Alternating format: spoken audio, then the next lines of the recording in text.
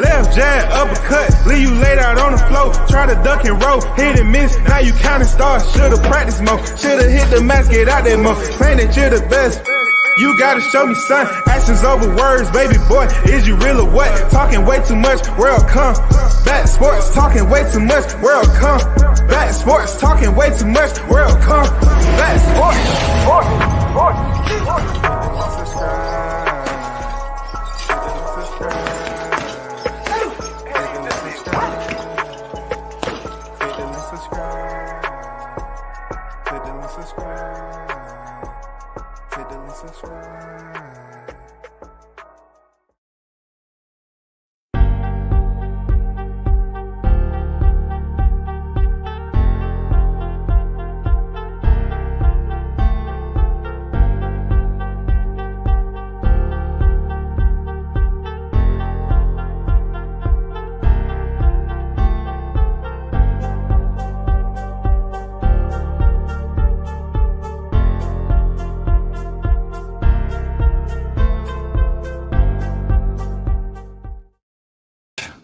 In the building, Shaw News and Sauce Experience, aka Showtime Shaw on deck. Team Tucker, you already know what it is.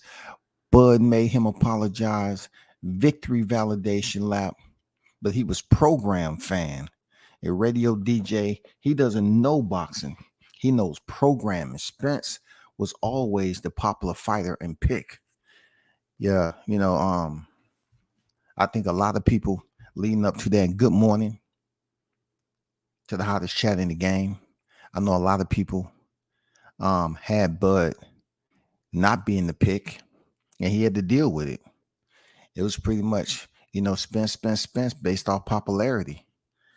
And, like I say always, it's good to see, Bud making the rounds. I wonder if he's going to head to the $1 million worth of game. That's who needs to, pretty much invite Bud back on, for real. I don't think it's going to happen based off Wallow's situation, that we thought that was outside of the G code of you leaking private text to people when y'all signed a contract for millions, right? Why would you even put yourself out there like that? But that's neither here nor there. Shout out to the Breakfast Club. They had Terence Crawford in the building once again for a return after the fight. And it was a pretty good interview. Shout out to Don Vaughn in the building. Yes, sir. I see you on deck. Salute WCS in the chat. Big shout out to everyone that's on their way to the building. You know what it is, Thursday. We one day closer to the weekend. NYT on deck. Yes, sir. Yes, sir. Let's talk about it. You know what I'm saying? The hottest chat in the game. You know what I'm saying? We here for another one. And we about to get this jumping. We're going to talk about some on the back end too. On, potentially the rematch that's supposed to be in December. We're going to talk about that. We're going to kind of see if it's even possible. Even if it's something, a sense of reality or just a fictional tale. It used to be a fantasy and then it came reality. And then it might just go back into the realm of fantasy. Seriously, because it's a lot of people that I'm talking about, and they're not trying to put this fight in an incubation period again for Spence to get ready. You know what I'm saying? And if you're talking about incubation, I think the window that he has outside of July 29th until December is a short window. But I really don't care because, when we talk about the 8-month situation with Kell Brook, pretty much Sean Porter said it was okay. That don't matter. I broke the other eye. That was his deal. It don't matter. I broke the other eye. So it was all fun and games that him saying that he broke the other eye and Kell Brook wasn't already damaged goods. It's just amazing how for so long the bragging points of debate was what he did to Kell Brook, what he did to Danny Garcia, and especially what he did to Ugas, only to get to the conclusion where Terence Crawford consummates all doubt, seals it up, and puts a whooping on Spence. And now you hearing all the excuses you ever look. You hear all the excuses that you pretty much thought you would hear. You know what I'm saying? You didn't look. We just didn't think it would come this fast. That's what I'm talking about. We didn't think it would come this fast and quick. Of all the excuses, Stickum Boys Fishing and Sports on deck, man. What it do? What it do? Good morning to everyone that's in the chat. Bud Crawford beats Easy Route Spence in the building. Salute to you. You know what I'm saying? Great live yesterday, man. He had Travion Crawford on deck, chopping up some boxing talk. You know what I'm saying? Had some Q&A popping. You know what I'm saying? That's what's up, man. Shout out to Bud Crawford beat Easy Route Spence. Why? Because the name said it all. It was an easy route. How dare you? How dare you have a name like that? How dare you, goddammit. Salute W says Hot Grease Chronicles Education Boxing Talk. I appreciate you. That's Shaw News. Frontliner on deck. Always, you know what I'm saying? Soldier in the trenches. You know what I'm saying? If you don't know, you should have already known. Real talk. Real talk, man. Should have already known. Soldiers on the front line, man. Don't forget it. You know, it ain't just about, creating thumbnails and going live. It's all about, what you doing, man. What fights you going to? You know what I'm saying? What conversations can you say you heard, up close and personal? You know what I'm saying? That intimate conversations that you're able to have with teams and stuff and find out information by being there. You know what I'm saying? That's all I'm talking about. You learn a lot by being on deck. Real talk. Seriously. Not a newlywed. We're not playing a newlywed game when you go to fights, once a year or something like that. Regional fights. We talking about going to the big fights, being approved for credentials, not the private Target parking lot in the rear, you know what I'm saying, behind the tent, inside the tent, you know what I'm saying, and it's going to be a capacity of freaking 30 people. We're not talking about that. You know what I'm saying? I have the inability to even put myself in that position. You know what I'm saying? I can't. Shout out to Bruce Gas, Boxing Jazz, and more, man. Salute to you, OG. How you feeling?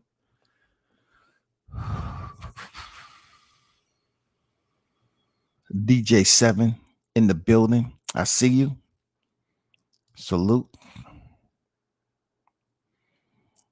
So let's get down to this Breakfast Club interview. Terence Bud Crawford coming off the biggest win this year, but I don't think ultimately it was the hardest challenge of his career. It may have been the biggest win potentially of his career due to just the word of mouth and those who were speaking on it. You know what I'm saying?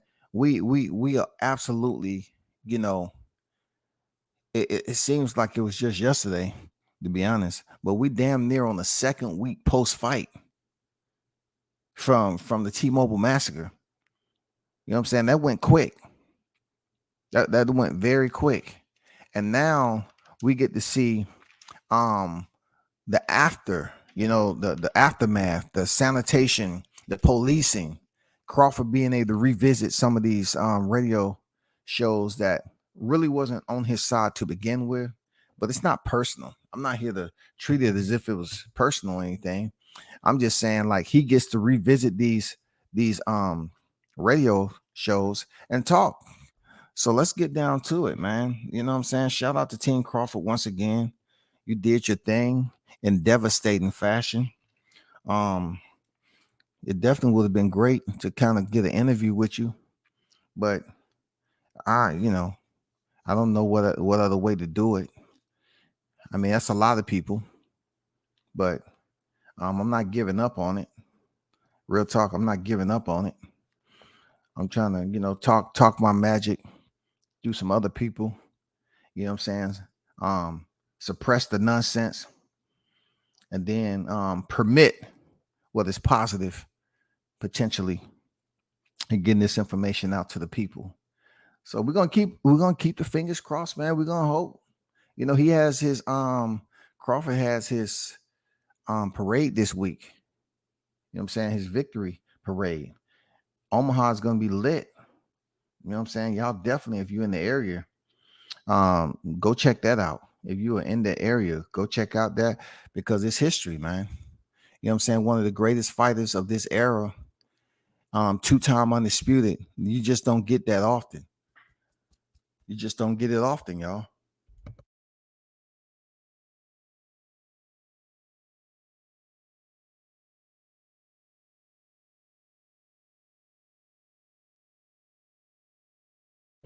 So let's get to this audio right quick. The Breakfast Club.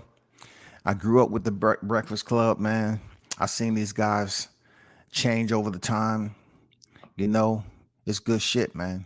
As you're looking at the thumbnail, Crawford actually came into the studio and sat in Charlemagne, the God's chair, which I like. I like them chairs though, them high backs. You know what I'm saying? You know how custom it is. I like those chairs. But Crawford came in there and sat in Charlemagne, the God's chair, and we're gonna see where it went from there. He took his chair, y'all. He said, we're doing things different because you was the one that was picking Crawford over me a long time ago. You know what I'm saying? So he had to find out the hard way. Let's get down to it. Hey, you gotta make a move. Hey, no. He right where he needs to be.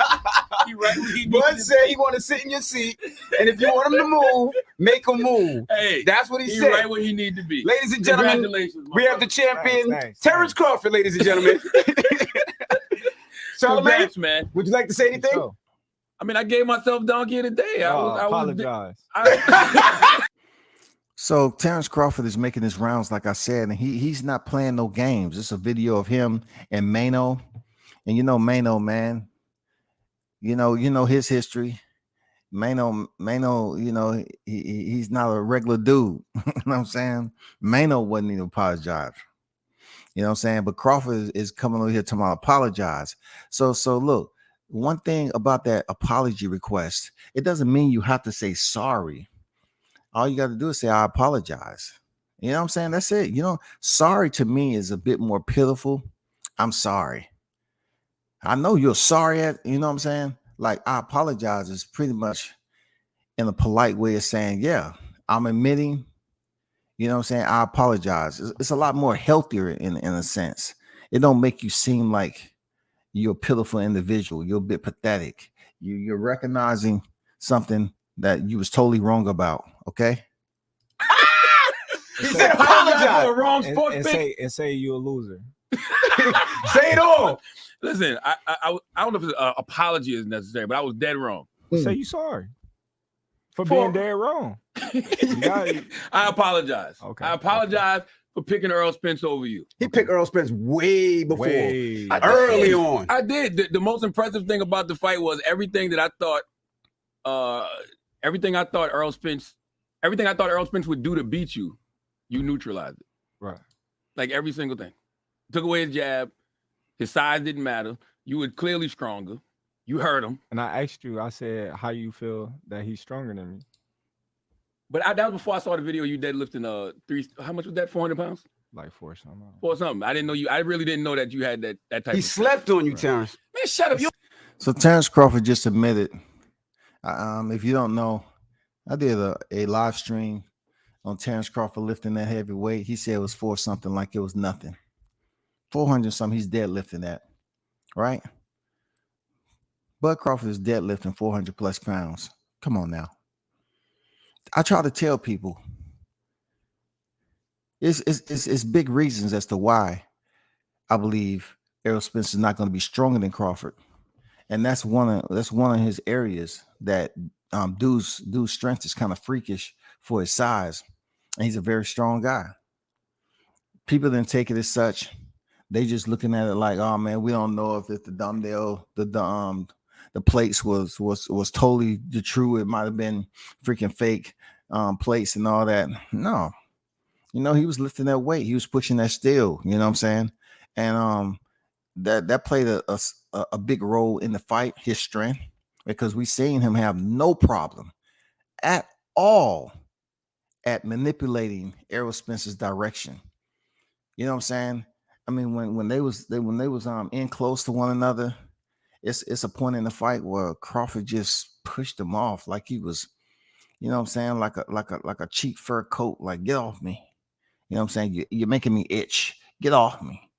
You know what I'm saying? Like he flicked them off, like you playing around with your kids and stuff, and your kids know a little bit. They think they know a little bit, and you just give them that shoulder bump, and then they say, "Damn, I'm not going back over there." Then okay, cool, you got it. That's what he did. A grown ass man in Spence, who they said that was the strongest man in boxing. You know, they put this man as, you know, breaking ribs and eye sockets and sending people to the morgue. Right? We just couldn't get the paperwork on that. You don't even watch boxing. I'm a casual boxing fan. I seen that fight. So, but let me ask you a question. I know it seemed like it felt good because you had so many doubters and so many haters, people that didn't believe in you. So, did you feel like that was your time? That's not true. He was up in Vegas. Could you let this brother talk? That's Vegas. Yeah, but there's plenty of people picking Did you to feel win. like there was a lot of people that doubted you, hated on you, especially from the culture? Absolutely. You know, there was a lot of people doubting me and saying the same thing that he was saying, because I'm pretty sure he didn't base his opinion off of his own knowledge. He based his opinion off of what people were saying. Oh no, that was based off what I saw. So yeah, but you know, when you start seeing this and this and this, and everybody keeps saying, "Oh, well, he's big, he's strong," and everybody keeps saying that, and then you see him fight, you know, then you're like, "All right, well, this dude is big and strong," so you start believing the hype, you know. So he didn't do his own homework, just like everybody else. So then you get a lot of people in the comments, you get a lot of people, you know, on social media, you get a lot of people in interviews. They say, "Oh, well, Terence small because I'm skinny. Oh, he's small, he's little, he's coming from 135," and they go with that narrative, you know. And then when the fight happened, then everybody, they shocked, they surprised, they like, "Man, wow," but not giving me the credit for knocking out every opponent that I faced in the welterweight division. Was it an easy fight for you? I wouldn't say it's easy because, you know, I trained so fucking hard for that fight. No, Terence, hold up. Hold up. You know, no. DJ Envy he asked you, was it easy fight? Now I understand that Bud is being very, very extremely humble in his victory. You know, soaking up all the glory. But that was an easy fight, bro. He didn't ask you how you trained. No. He didn't ask you how you trained. He asked you, was that easy fight for you? And from the outside looking in, and people that's in the chat, they might say that was one of your easiest fights of your career. There's people out here that's saying Gamboa was a harder fight. You know, you see how the ghosts come to from the past to the present. You know what I'm saying? They talked about Gamboa, and Spence ended up like being worse. Like he didn't even put up a fight. You even gave Gamboa credit for having fast feet. You know what I'm saying? How in and out he was, how quick he was. You know, undefeated fighter. Fought in your backyard. Errol Spence, man, is not going down as one of your toughest fights. You know, yeah, you train hard like a mother. You train hard for that fight. But he asked you, was that one of your easier fights? And the answer is yes. You know, and I put the work in, and it may look easy on TV, but there's a lot that goes into fighting. I mean, you were screaming at other people in the ring in the middle of your fight. Like you were screaming at Jamel Charlo, man. Charlo, he was screaming at other people too. It was you just seemed like you knew you had this from the door. Oh yeah, definitely. I was in my moment, you know, and like I said, I'm gonna embrace it, I'm gonna live in it, and I'm gonna, you know, capture it. You have to admit this was your best performance ever in the ring. I wouldn't say that. You know, I would say it's my best performance against the level of competition that it was, because I feel I had a lot of great performances that I was slept on. You know, a lot of people say, "Oh, well, he looked good in that fight," but this guy, they just always discredit me, you know, for my performances all right, well, this guy was this, or this guy was that, or that guy wasn't on his level. So, given the performance that I had against a level of competitor like Errol Spence, then that's when everybody give me my respect now. So just Well, I will say this, Crawford. Everything that we've experienced, all the time that we invested. I mean, I'm talking about the countless afternoons, the countless debates, live streams that are archived in the YouTube catalogs, all that shit. This it will be considered one of your best performances. Absolutely. One of your best performances due to the caliber of opponent that you fought. The build up to this fight is why people are saying it was one of your best performances. Because if you take two fighters who's supposed to be equal to one another, and also both of them on the elite status, they on the pound for pound list, and you go in there and make it easy the way you did, well, you went in there and made a fight look easy against a top-notch caliber opponent. So you should get full credit, maximum credit. No one can take that away from you. No one. No one can take that away from you because you fought a pound for pound guy, undefeated, unified champion.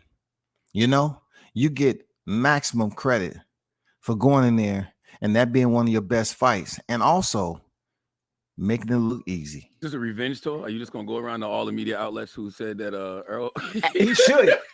that Earl was gonna win and make him apologize? That's what you...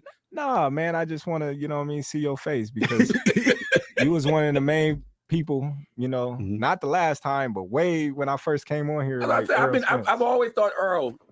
Oh, not discrediting you in any way. Just saying, I always thought Earl would win if y'all fought each other. Yeah, so I just had to see your face, sit in your chair and make you appreciate greatness that's next to you. Let me How's ask you. life been since the fight, though?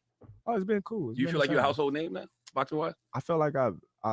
Mm-hmm. I became that in that one night, but See, I like that.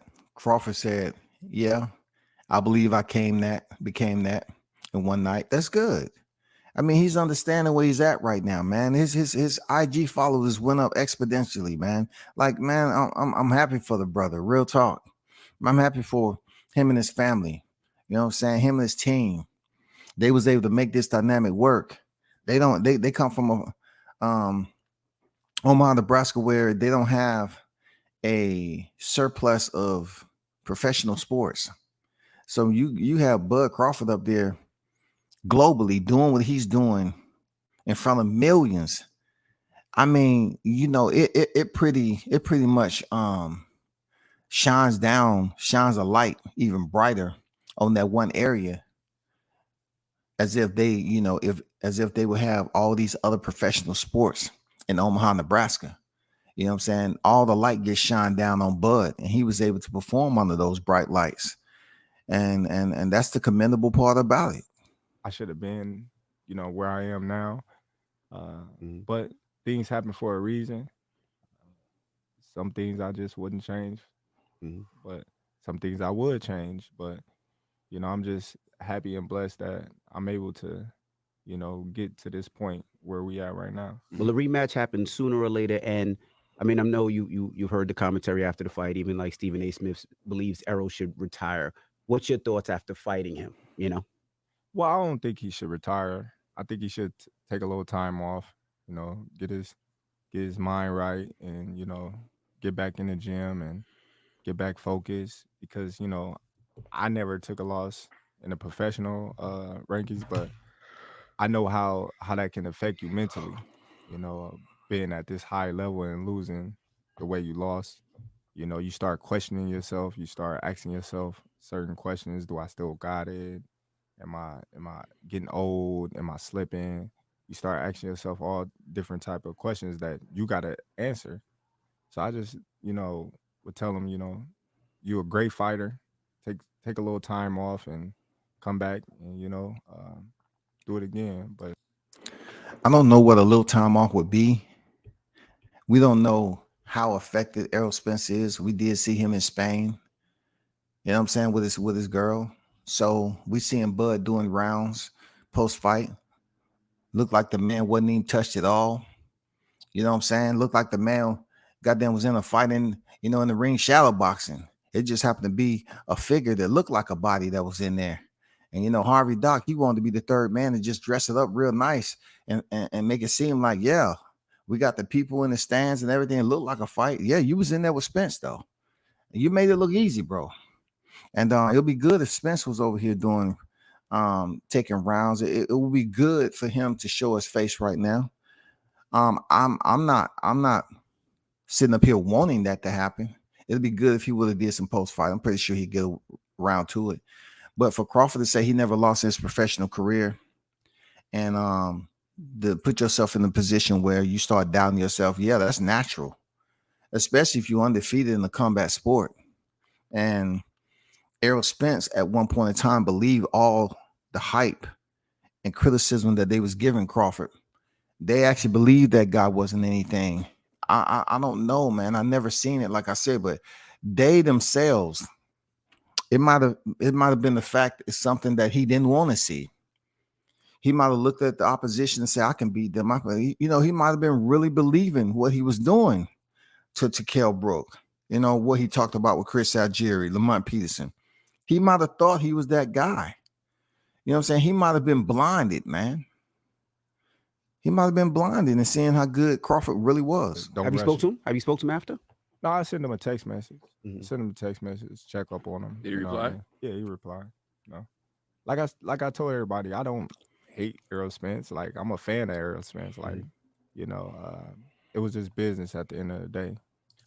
Crawford say he doesn't hate Errol Spence, but it seems like the Errol sexuals hate his supporters. You know what I'm saying? I don't get it. This is not the first time he said he didn't have nothing personal with Errol Spence, but it seems like on the YTC, you have individuals that claim to be family members. They want to portray like they family members of Errol Spence, and they go out here and acting on his behalf. And that's not the message that he's trying to send. You know what I'm saying? They act like they're trying to act on his behalf, like they're the family that no one knows about, and they're putting out a poor display. You know what I'm saying? And mention this man's name by going up here attacking his opponent that just was victorious. It really is a stupid dynamic at the end of the day, because this man defeated Errol Spence in front of millions, but yet you still have foggy, cloudy mind, denial, Errol Sex who's in denial, dementia ridden, you know what I'm saying, mental health type individuals that's exploring the dark side of failure.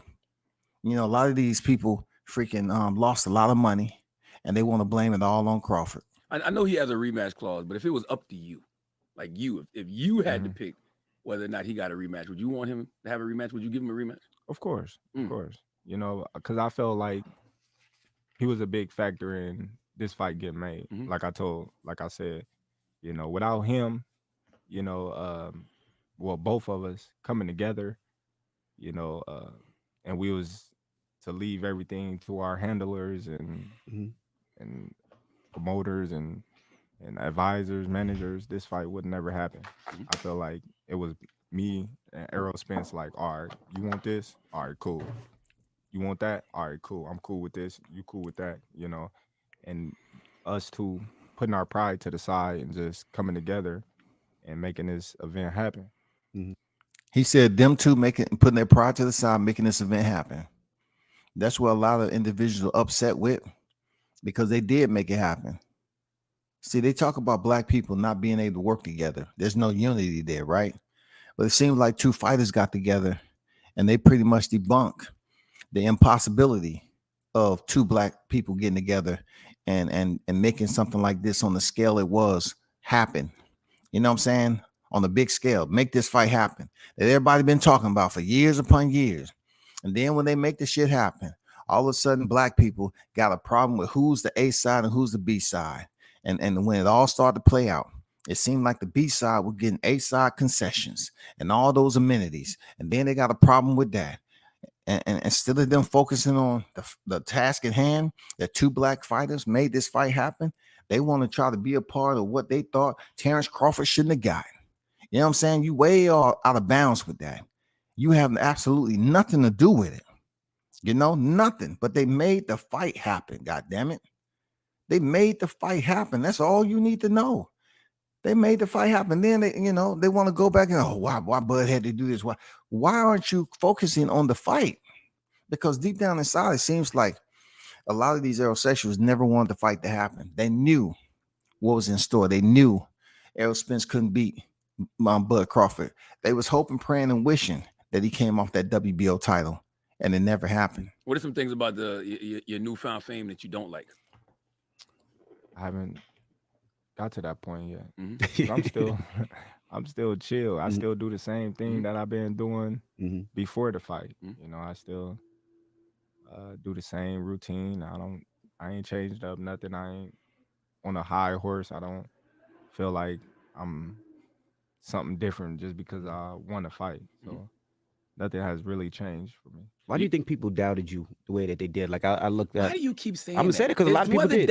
It wasn't that level of doubt in no way, shape, or no. It wasn't. A lot of people did. No, but I was gonna even listening to Shakur Stevenson, right, and him saying that he thought he was great. He thought he was the nicest until he fought you, and then after he said he sparred with you, he was like, "Damn, there's a lot that I need to work on." Why do people feel that way? When they in the ring with me, I just think my experience, my level of competition that I've faced, that led me to, overcome adversity. When I'm in the ring, I'm a thinking man. So you can be more athletic than me. You can be faster than me. You can be stronger than me.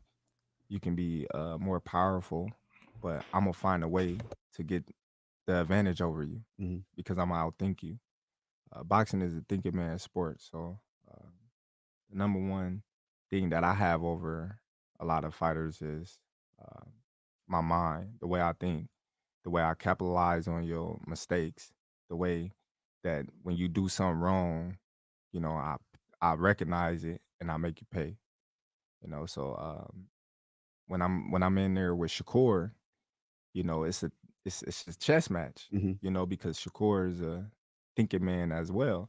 So it's definitely a chess match, and that's something that I love, he loved, because now we got to be creative. We got to be, we got to go in that bag and be like, man, I can't do this with him because it's not gonna work. So now I got to get more creative to get a little advantage over him because we both competitive. Neither one of us want to let the other one get anything off. So, that's probably what he's alluding to. Did you carry Earl a couple rounds, man? No, Errol. I feel like you could have got, and I love Earl, but I feel like you could have got him out there a little bit earlier. It looked like you let off, especially in the 8th round. No, man, you got to understand, man. Errol's a great fighter. He's very strong. He's got the heart of a lion, and he's very tough. He just keep getting up. Like he like, man, I'm not giving up. I don't care what you do. I'm gonna keep getting up, and I'm gonna keep fighting. So, I mean, I agree with that. Errol Spence is tougher than what I thought. I never thought he wasn't tough because of the way he fight. He had a come forward aggressive style, more so like a brawling type of technique as a boxer. You know what I'm saying? That was his stamp of approval to the boxing fans, that they like him coming forward, and you couldn't tell them nothing because that Mack truck, kept on pressing the gas and coming forward, and they used to praise the crap out of him for doing that.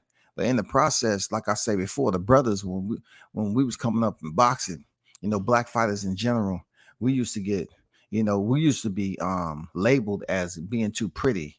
Don't want to get hit. Don't want to take no punishment. Hit, not get hit. Dance in there. Got the rhythm and all that, right? And Errol Spence did not fit that mold. You know what I'm saying? Even Floyd Mayweather, he wanted to hit and not get hit. He wanted to swim without getting wet. But for Spence, his style was totally different. That's the style he wanted to have. Taking punches just to give your own. Taking 2-3 punches to give your own. You know what I'm saying? And fighting certain style fighters that fit the mannequin challenge, the static display. You know what I'm saying? To be right there in front of you, the Mexican style type atmosphere. You know what I'm saying? Just having fighters just right there accessible. You know what I'm saying? And Crawford pretty much showed us that you can stand in front of Errol Spence if your ring IQ is high enough to basically elude or counter what template he was providing for you. Because he did have a template. Errol Spence has been proven to be a template fighter. And if you can basically negate when he executes his template style punch combinations and exchanges, well, then you have a good chance of possibly defeating him. Terence Crawford was on a whole nother level. He was on a whole nother level fight night. He can stay close. He can box off the back foot. He can allow Errol Spence to come forward and believe he has something going on and then stick him with a counter shot. He did it beautifully, man. You know, yeah, he did what he had to do to last the time that he lasted. You think the ref should have stopped it? Yes. The ref did stop it. Right. Yeah. But No, I but you think think he should have stopped it at that time? Because even when he Yes. stopped it, Errol was, put his hands up like, I'm still going. Do you think No. that was the time to He stop the should have been fight? stopped. Oh yeah, for sure. But I think that his corner should have stepped in the 7th round. You know, I feel as if, you know, they believed in Errol, but at the same time, they should have saved the fighter from himself. Because as fighters, we're gonna keep fighting until there's no fight left. Mhm. But at the point where, you know, they see that there's no possible way for him to win, now they banking on something lucky, Knockout. dramatic to happen. Mhm. You know, and that can cause for serious damage and one to get hurt in a way where they can't come back from. Were you concerned about that? Because there's been these rumors that, neurologically something is off with Earl. So were you concerned about that as you were fighting him? Like, did you see any of that in the ring? No, Mm-hmm. not at all. You know, because when I'm in the ring, I'm in kill mode. You know, it's not my job to let up. You know, it's my job to hurt you Mhm. because we're in a hurt game. And if I was in that situation, he would be thinking the same. Now afterwards, yeah, I'm gonna be like, damn, you know, I'm feel sorry for you. I'm check up on you because at the end of the day, we all doing it for the same reason to take care of our family Mhm. and provide for, you know, our little ones. He got a beautiful family that I would never want to take him away from, Mhm. you know. So yeah, I just, you know, wish him well, and you know, it's pretty much how it go. Right. So what you gonna do next? Because Jermell Charlo is getting stripped of his belts, and I know you wanted that to become what three undisputed champion in 3 divisions, right? Right. So when that happens, what you gonna do? Who you want to fight now? I don't know. Mhm. I'm just sitting back, exploring my options. Is Jermell off the table for good if you don't have the belt? No, not at all. Mhm. I hope he come back and him and Tim Zoo fight, and I fight the winner. Mhm. Mm. But I really, you know, want to fight him. So with is that the end game? Like, let me get the belt to become the undisputed champion in this division, and then that's it. Could be. What about Boots? Boots is the mandatory. He's calling you out now. I don't have. Listen, right now in my career, a lot of people like boost this, boost that, boost Mhm. this. You know, fighting Boots is a lose-lose situation. Mhm. You know,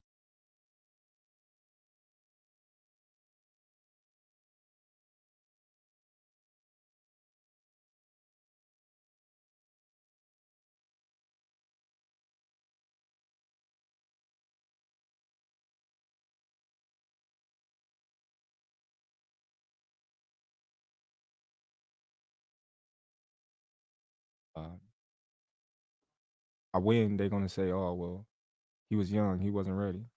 You know, he was talented, he was skillful, but you got the experience over him. You got, you know, so much more than this kid that never been tested before. So we just can't you know, skate past that. He said fighting Boots is a lose-lose situation, primarily because, you know, he ain't fought nobody. You know what I'm saying? Here's a young lion. That don't mean anything because young lions, they get it done. You always gotta factor in the Teofimo Lopez situation and the way he was able to earn the belts.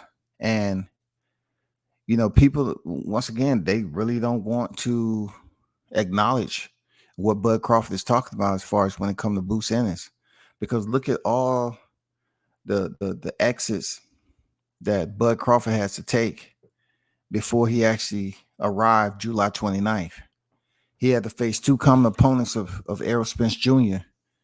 and being being that Terence Crawford made it look easy, they didn't give him credit. They just said it was over the hill. They wasn't where they supposed to be performance wise because of who they fought before. But people was calling and calling and calling for him to face a common opponent, because they were saying Errol Spence beat everybody on Terence Crawford's resume. Okay, that's the case. Okay, so be it.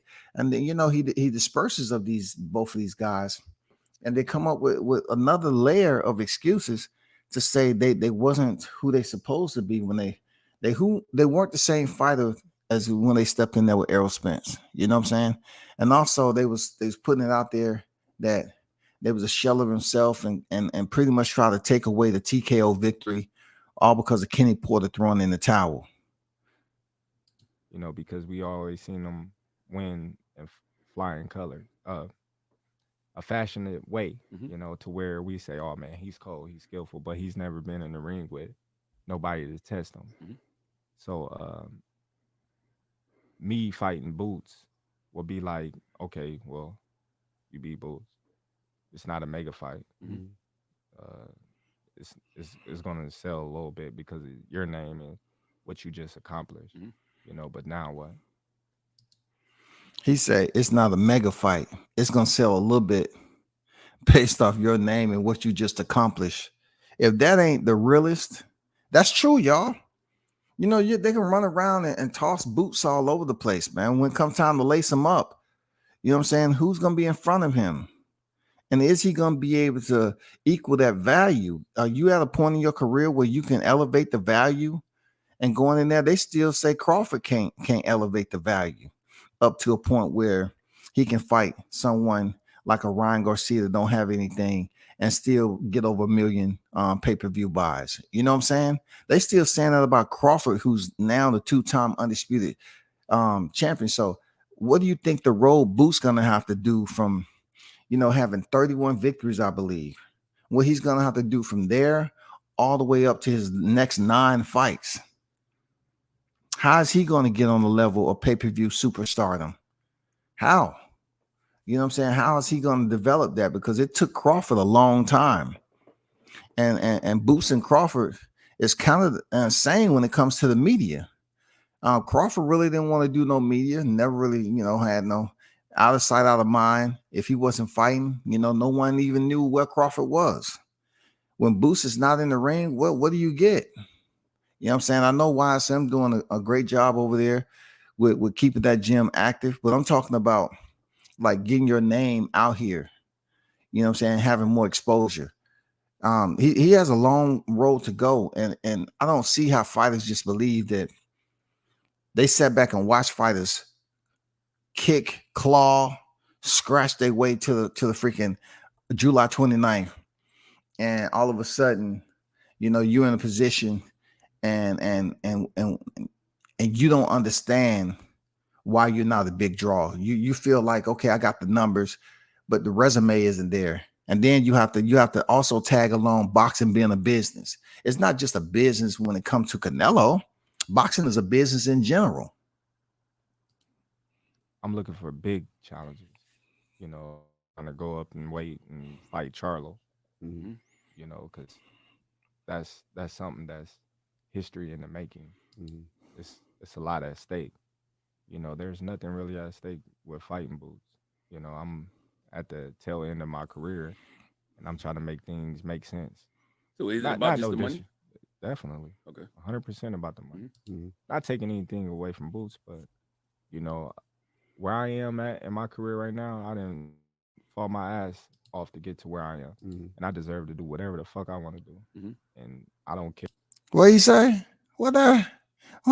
Say one more again. He say, I deserve to do what the F I want to do. I ain't mad at him at all. Seriously.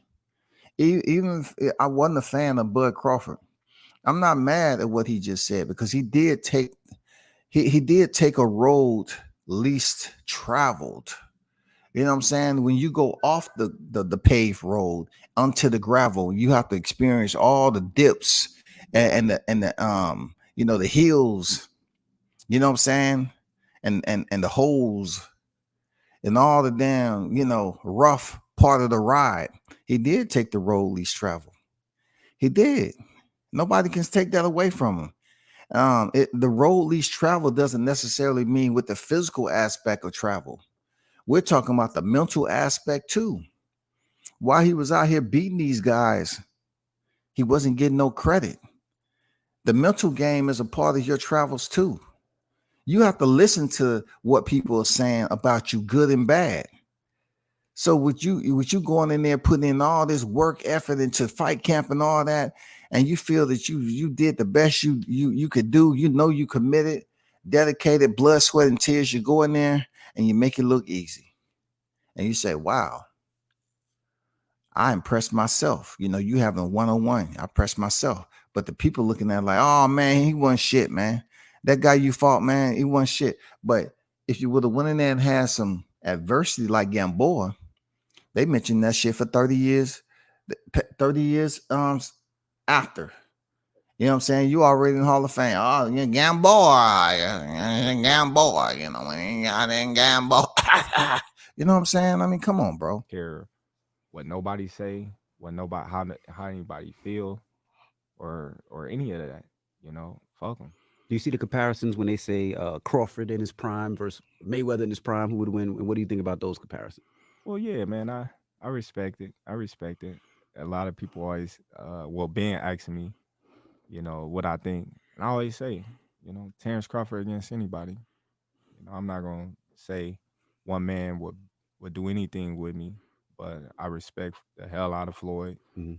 He's been a fighter that I've looked up to his whole career, ever Mhm. since I was a little kid, and he paved the way for a lot of us fighters. So I gotta always pay homage to the OG, you know what I mean?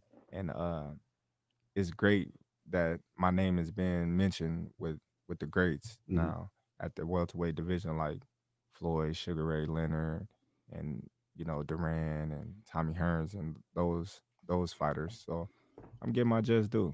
What media personalities motivated you for the Earl fight? Like who were the people that you couldn't wait to go see other than me?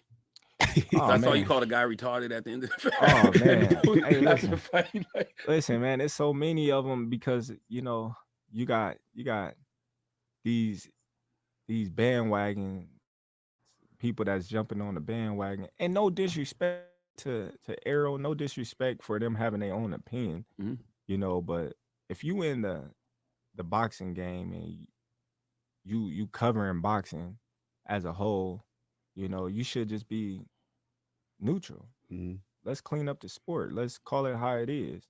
Let's not just call it because you like this one fighter and you don't like this other fighter because he won't give you an interview because you biased.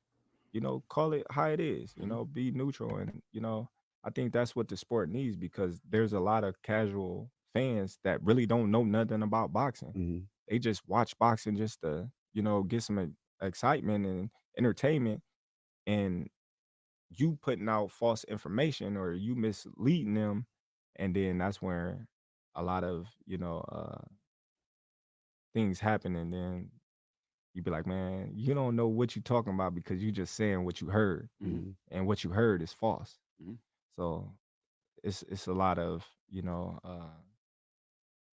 boxing little podcasts and blogs that Mhm. always put out negative information of Terence Crawford, just because they was Errol Spence fans, and I fed off of that though. But you and Earl was a pick me though.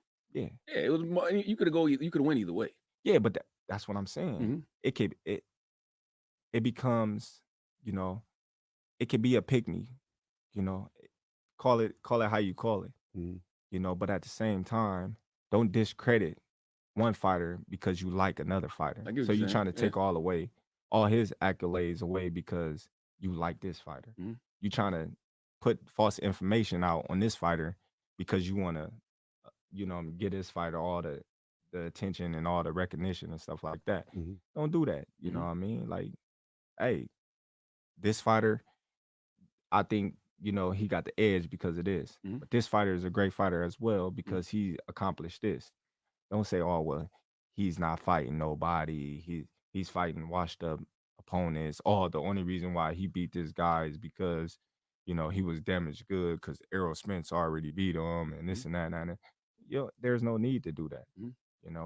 When me and Errol fight, then we're gonna see who the better man is, and that's what we did on the 29th. When did What you did to Earl though, I didn't expect Earl to do that to you, but I didn't expect you to do that to Earl either.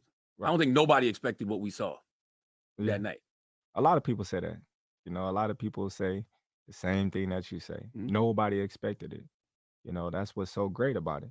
Did you expect that? Did you in Not at your mind all. when you envisioned the fight, did you think it was gonna go that way? Not at all. Not at all.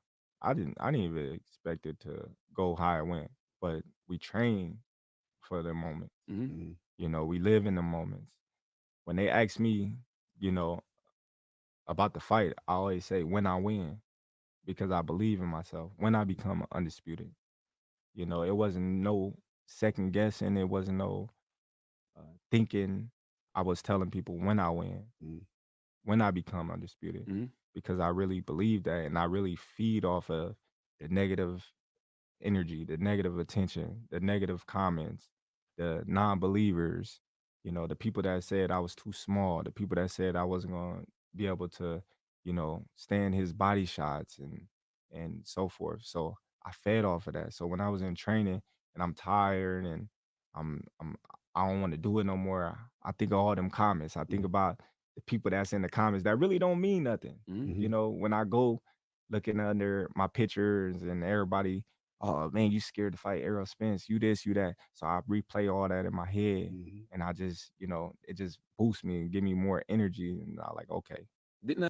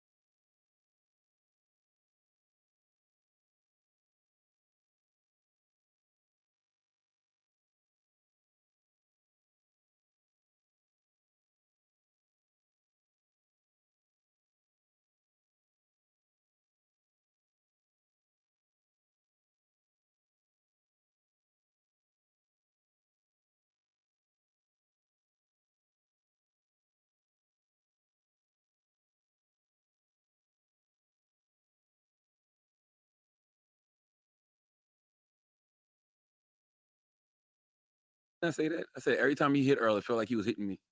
I said that. And it felt personal.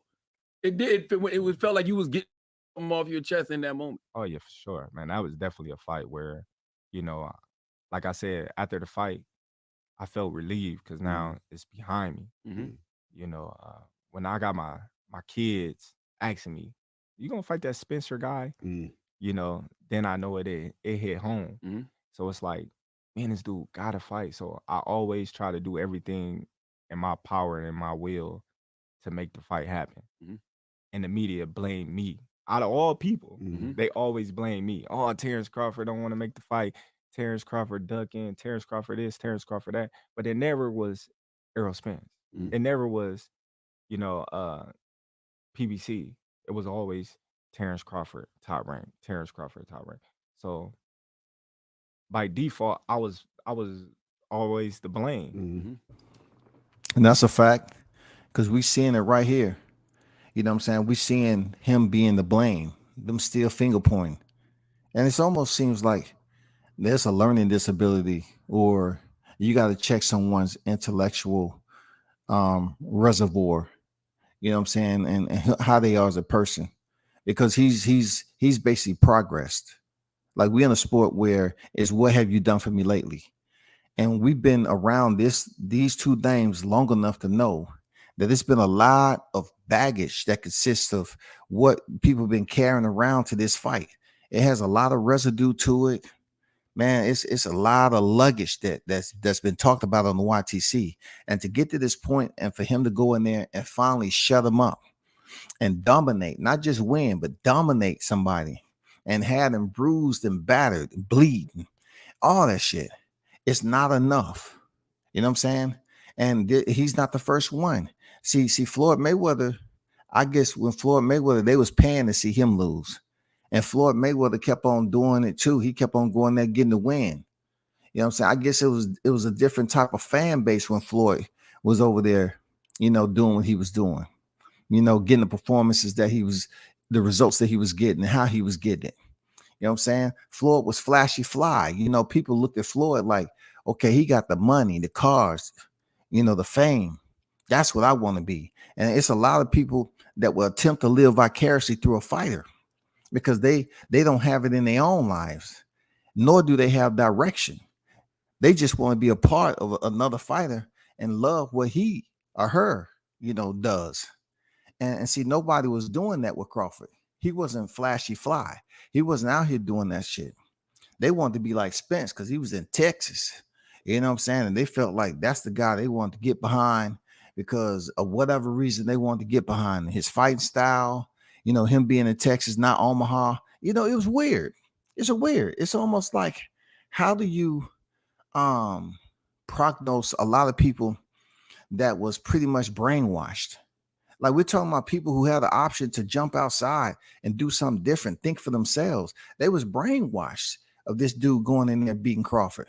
They was brainwashed off running around with the same skates. You know what I'm saying? The skating narratives that they use over and over again, skating in a circle, over and over again, a circle. And then you tend to hear the same damn narratives being pushed.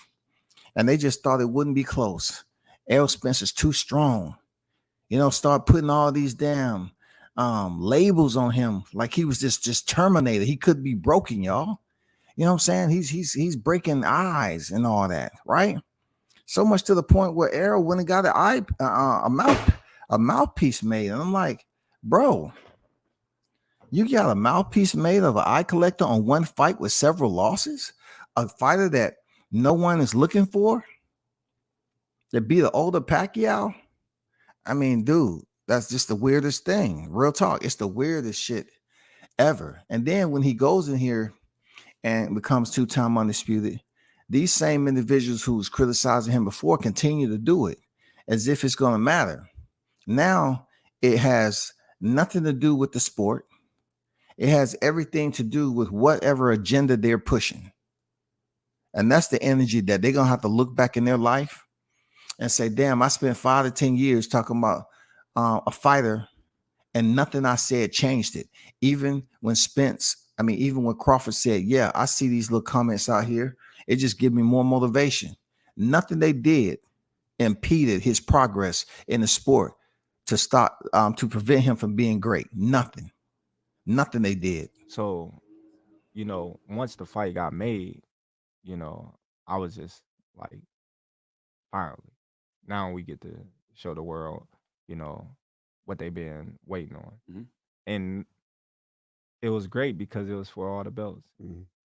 So that's why I told everybody it's happening at the best time. Mhm. Because if we'd have fought sooner, it probably wouldn't have been as big. It probably wouldn't have meant as much because we was fighting for 2 belts.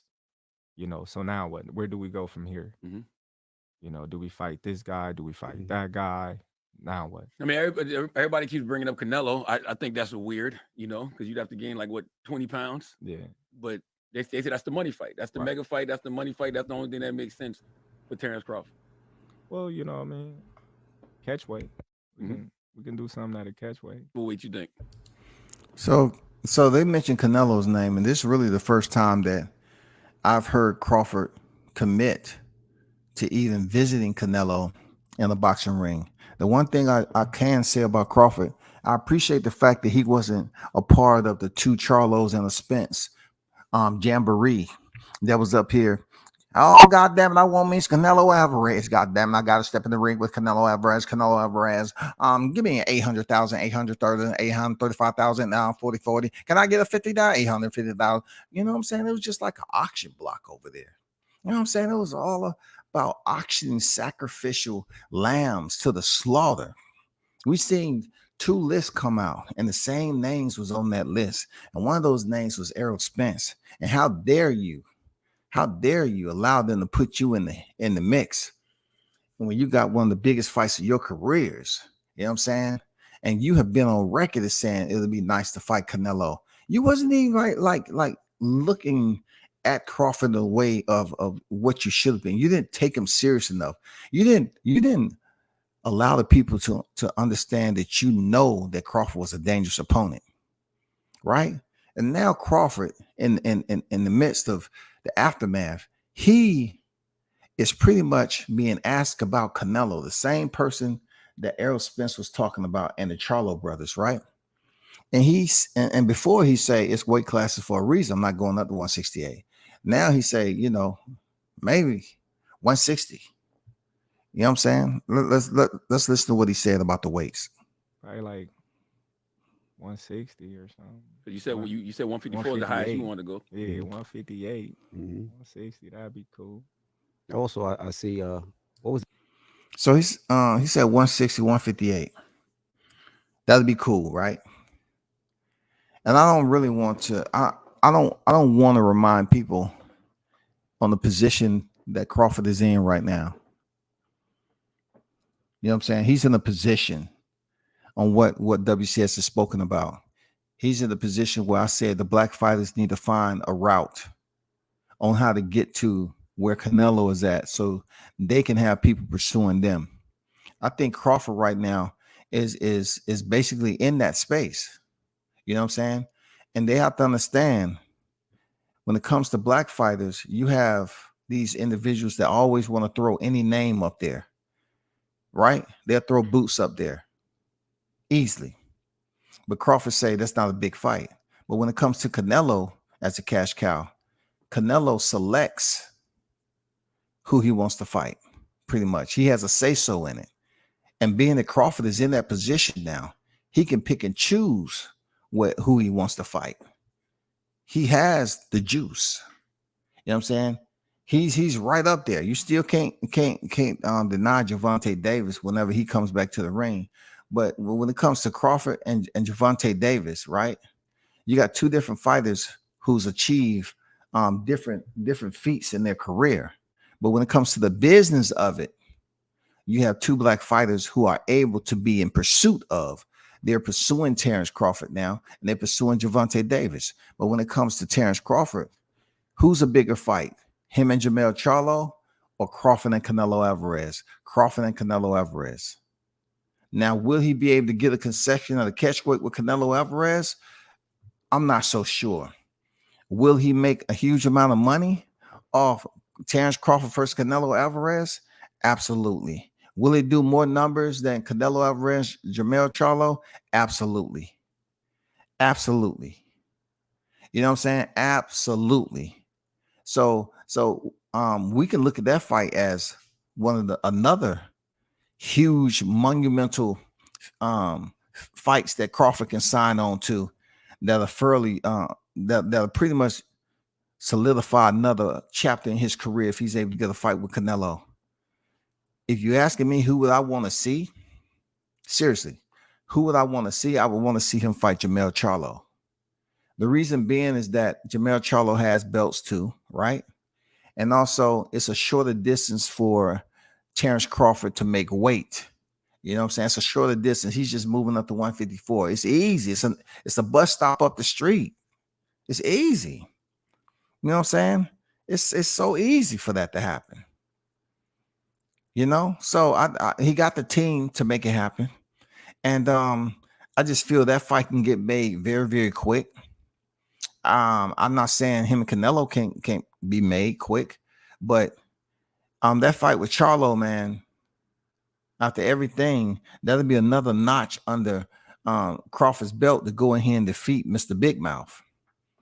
Oh yeah, Mr. Big Mouth. Was that conversation when you called Eminem to have Eminem bring you out? Because that was a surprise to people. That was dope.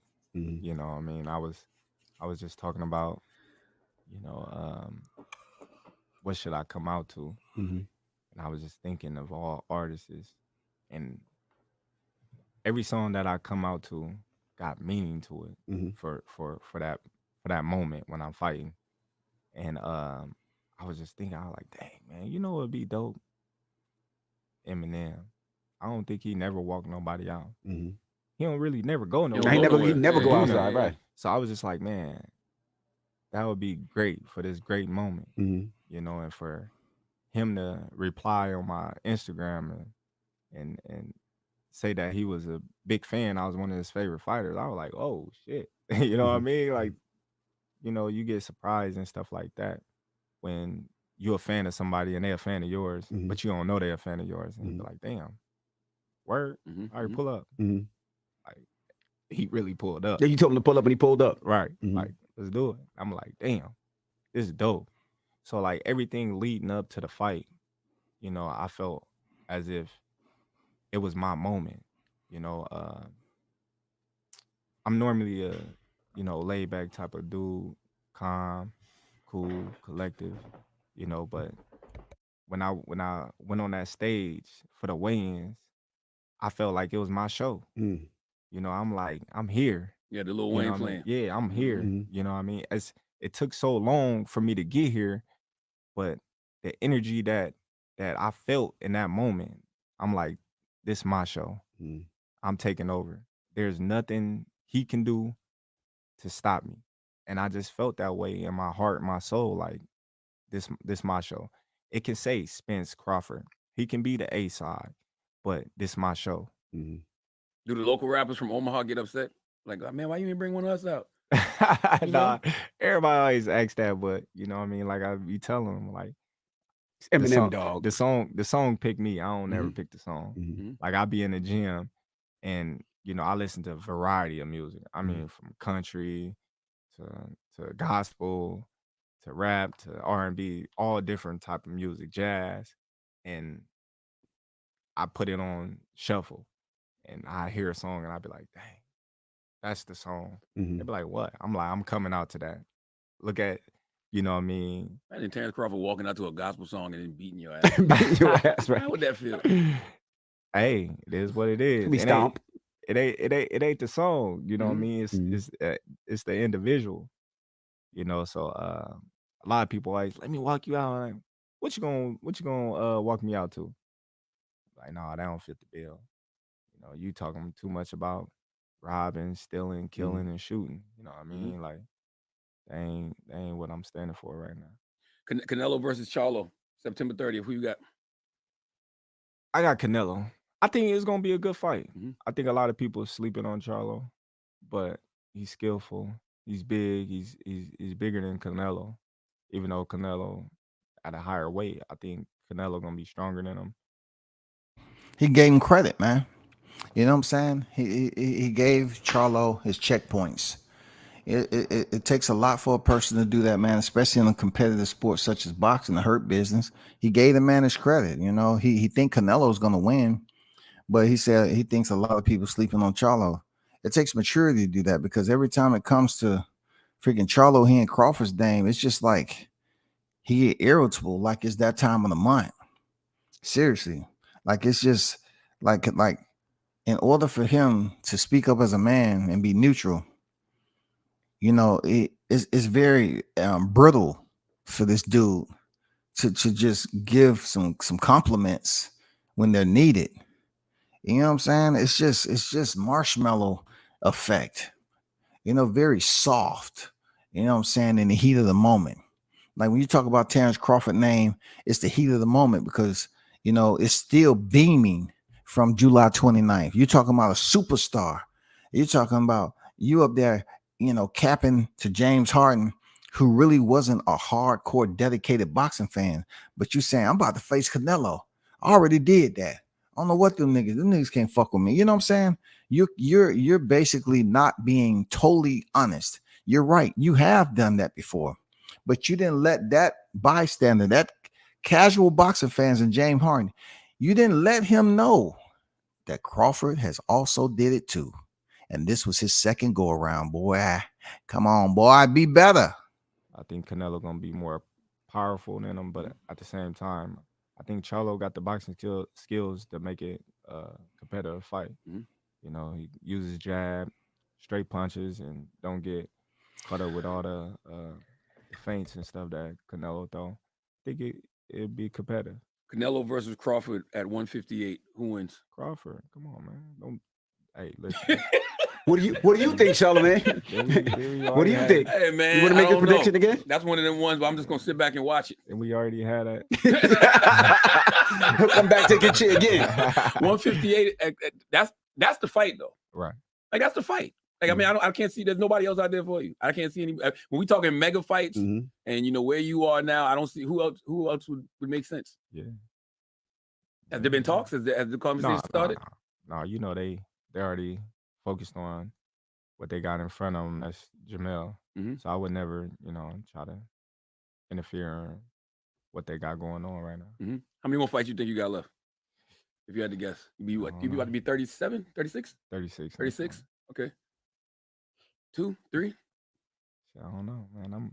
I'm healthy as could be. Yeah. I'm healthy as could be, man. I probably can fight till I'm like 45. What did he just say? What you just say, man? Mine. The hottest chat in the game. Did you just hear what this man just said? Come on, man. Turn up. Turn up. You trying to say you gonna give us another 9? Shouty, he didn't say that, did he? Another 9 years in the game. Who knows what he could do during a 9-year span? You know what I'm saying? Fighting at the level he's fighting at. Ooh, ooh, ooh. Googly move, move, move. Did he just say till he 45 and he turned 36 in September? Did you just say that, Shouty? No, you didn't break that. That is absolutely scary, Shouty. I can imagine who he would have beaten during that time. How many careers Crawford would potentially end it. You know what I'm saying? How many other O's that he would have collected and has been stored in the Bud Crawford archives awaiting his induction to the Hall of Fame. He said he got like 9 more years, Shouty. 9 more years because he's feeling healthy. Now, I know that's going to be disturbing for them L sexuals. I know it is, but you just got to take it on the chin, okay? The jaw, ear, forehead, nose, all the areas that you've seen play out in July 29th, okay? And I'm not here to express deep sorrow for, you know, Terence Crawford lambasting, if that's even a name, just deploying brutal conflict on your favorite fighter in the most brutish manner possible. I know you want to quarrel with me, but I'm not here to quarrel at this time. I'm here to rub it in your face. You feel me? I'm just here to hypnotize you off my sarcasm. Yes, sir, because it's deserving. I want to gloat. You know what I'm saying? I'm here to gloat, gloat, and gloat, and gloat, and gloat, and moat, and gloat, and gloat. Yes, I am. I find it as a teaching moment. So don't worry about the propensity. You know what I'm saying? I'm here for a teaching moment. For real. I'm here to help my people who doesn't seem to get it with what Terence Crawford accomplishment was. And they still is dealing with the collapse of what they believe was coming to fruition. They have all since collapsed, y'all. I think it's worse than damn 9/11. The aerosexuals have since collapsed. But I wanted today even show some love to the Breakfast Club and go over here and pretty much tune in to the two-time undisputed pound for pound best. You know what I'm saying? You should have pulled up. But at the same time, I always said I want to retire at 33. Mm-hmm. I always said I want to retire from boxing. I never wanted boxing to retire me. You know, so I always looked at all the old fighters and, you know, felt bad because a lot of them made a lot of money. They was great, you know, but we walking in the same room, nobody noticed them. You know, they talking with slur and they really can't hold a conversation with you because of the damage that they accumulated in boxing. And I'm like, man, I never want to be like that. I want to be able to enjoy my fruits from my hard labor. I want to be able to go outside and play basketball with my kids. I want to be able to, you know, tell my story without somebody else telling it because I can't speak.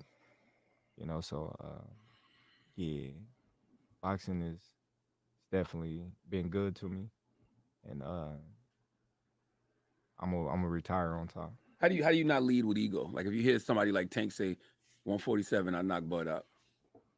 Well, he just talking. You know, he got the confidence in himself that he believed that he can do that because he's been knocking all these fighters out that he's been in the ring with. You know, so no knock to Tank, but there's definitely levels.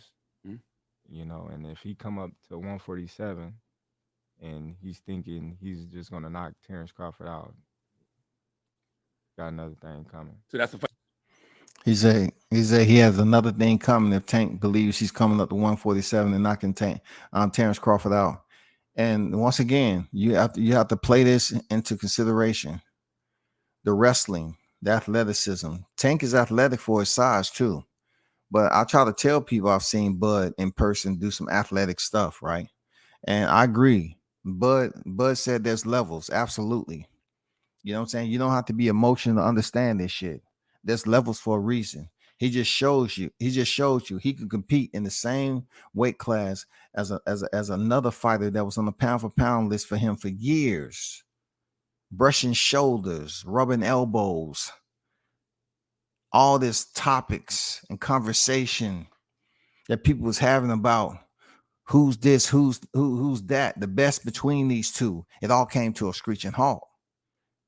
And it seems like Terence Crawford was on levels, gapped stratospheres above Errol Spence. And now Errol Spence is talking about he's going to disappear. And then he sees us in December. Tell me this, aerosexuals, why do your idol, your God, your Lord, your master, why would he have to disappear just to train for little old Bud who hasn't fought nobody, who's undeveloped from lower tier competition, who fight a weight drained? You know what I'm saying? Isn't it the Terminator, the man himself, the monster, King Kong at a different height? You know what I'm saying? Bud Crawford has King Kong hands, but he's got them, he's not the same height. You know what I'm saying? Right? So how can a guy who's been put on the opposite side of certainty, so to speak? So many people say he couldn't do it. You can't do it. This man is being accused of PEDs, fighting a weight drain Spence, indentations in his head, knocking his teeth out on purpose. You know what I'm saying? On the hiatus. They say the man had a 15-month hiatus. You know what I'm saying? Coming in here and fighting Crawford.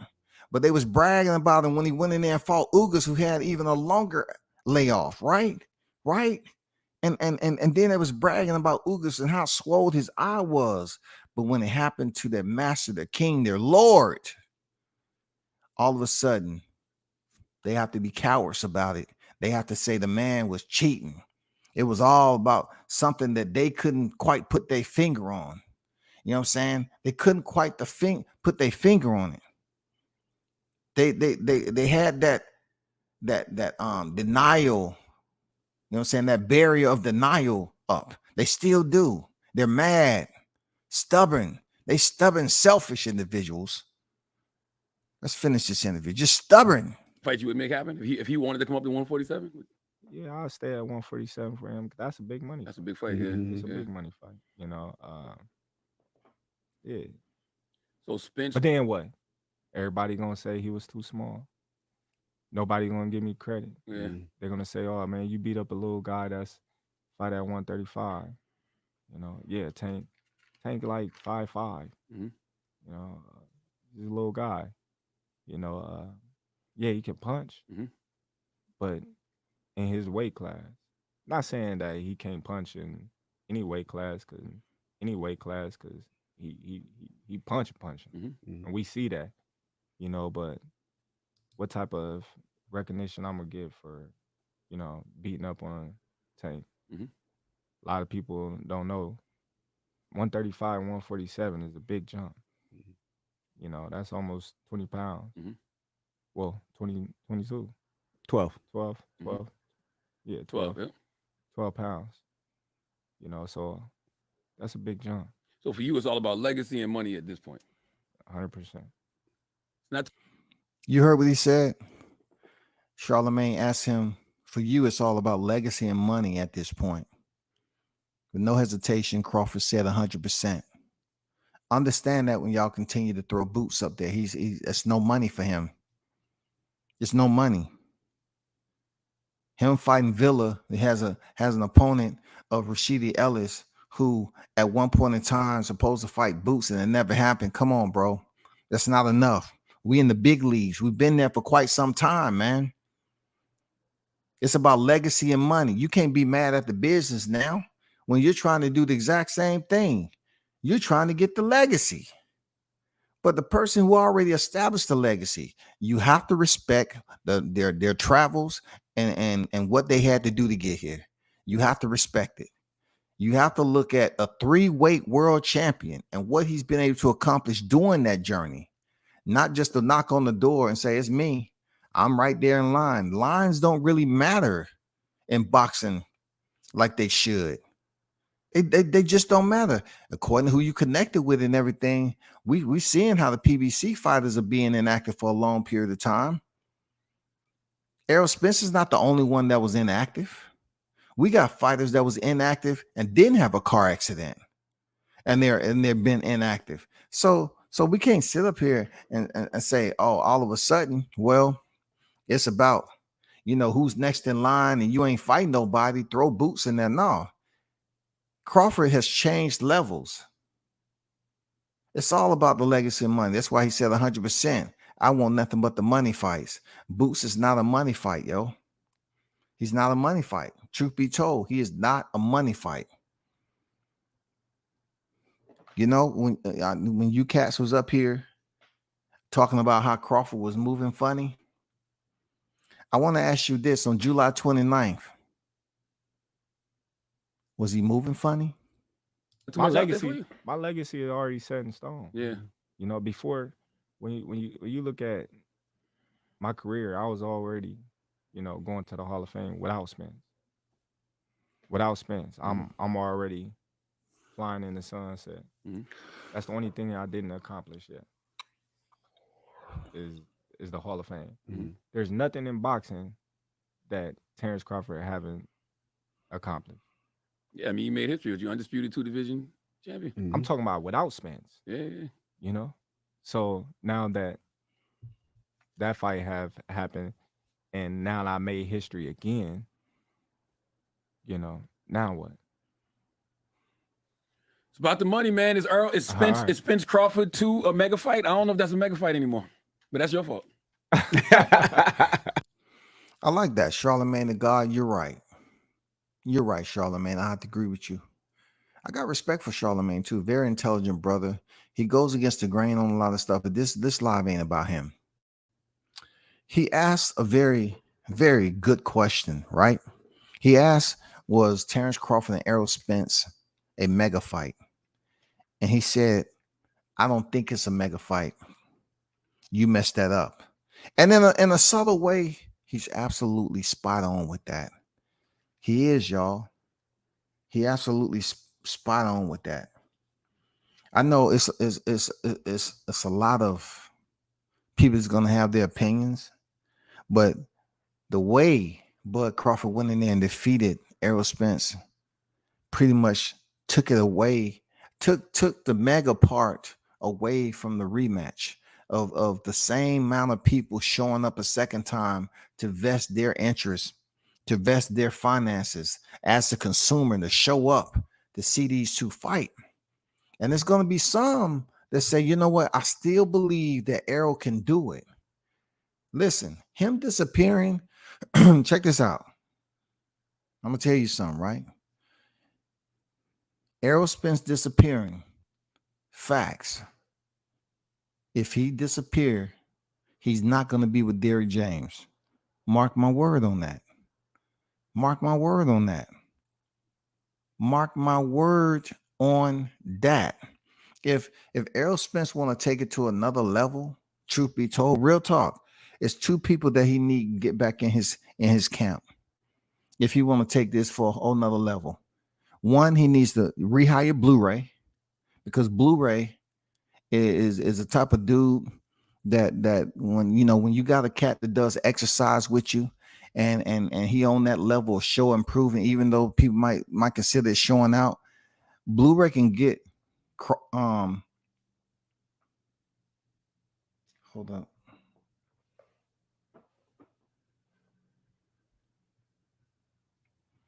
Blu-ray is the type of guy who can get Errol Spence into that physical shape. It's all about mentally. If Errol Spence want that, the rigors of what he's gonna have to experience, the depths he's gonna have to go to to break through those thresholds of failure, because I think he hasn't been worked out like that in a long time, and he's gonna be sore. But I think he still has it in him if he's willing to run the hills in Vegas on fight week just to get to play catch up. I think he needs to hire Blu-ray back in there, real talk. And I think he needs to bring back our TBA back in the motherfucking cut. Why? Because Bernie the Boxer was in there motivating Terence Crawford, right? Bernie the Boxer was a hype man. He was in there. He's a part of the team. He talk his shit. You know what I'm saying? Everybody know when Bernie the Boxer's talking. You know what I'm saying? So he needs to go back to the original crew of when he was winning. You know what I'm saying? He needs to go back to the original. And one intricate part of it is freaking media.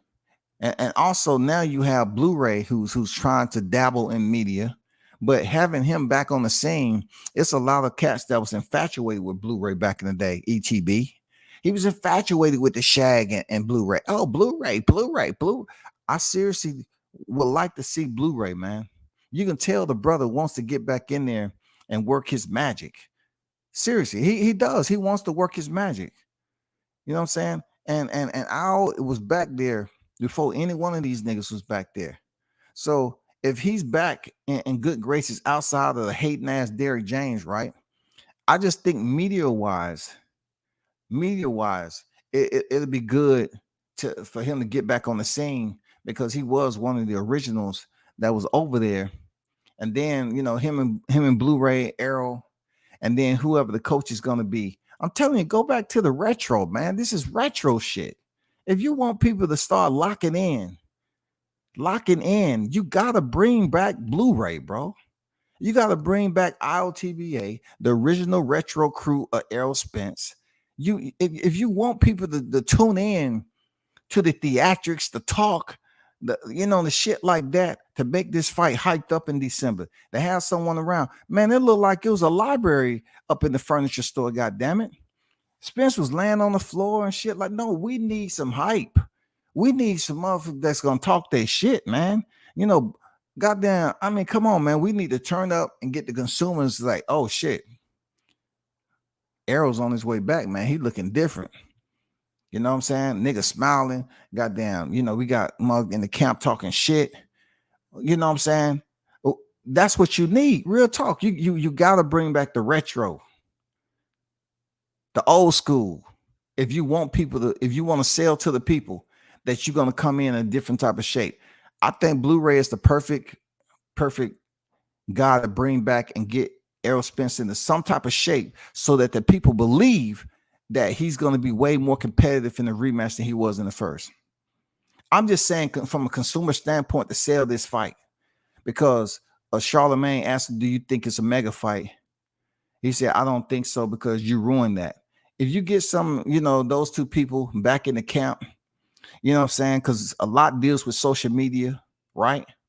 If Errol is able to commit himself to do interviews with these two individuals in his camp, more so what you saw going on with Bud, doing live streams, and I'm telling you, it'll work. Put your money on it. That shit will work, man. You know what I'm saying? You get two personalities in that camp. We didn't have no fucking personalities in Spence camp. Man, I know what the fuck I'm saying, bro. You need personality. Motherfuckers go off looks like they looking at the motherfuckers subscribers and shit. Like, bro, you need life into this bout. If Spence is gonna disappear, you need life, bro. You need somebody's in there able to talk the shit. You know what I'm saying? You need to take it to a whole nother level and say, oh man, it's gonna be bad. Correa sit up there and talk his shit and convince people that, oh man, he's locked in. It's different. He got Blu-ray. Blu-ray will bring the enough energy back to the camp. You know what I'm saying? Blu-ray bring that energy, man. He up there working Spence out, Spence in shape, shredded, Blu-ray shredded. You know what I'm saying? Correa talking and shit. Hey man, I think it's a good dynamic. Real talk. I just want to let that be known. I'm serious. People just think I just be talking just to be talking. Okay, so be it. But I'm telling you, if Spence is disappearing, it's without Derrick James, homie. Because you don't have to disappear to go into the world-class furniture store and pick out some items. Is what it is, man. We're gonna figure it out. Mm-hmm. That's one thing we is gonna do. Mm-hmm. We're gonna figure it out. And if not, then it is what it is. I had my moment. So what are you doing for the next months? How you spending your time? Oh man, I'm just chilling, man, with my family. That's pretty much it. I'm gonna go on a little vacation. Mm-hmm. That's pretty much it. I don't really do too much. Try to take a fishing trip. I love to fish. So I'm gonna try to go deep sea fishing or something like that. Wait on Canelo at 158. All right. That's the fight. All right. Canelo Crawford 158 or Crawford Canelo. I don't, 158. That's the fight. Who you got, Red?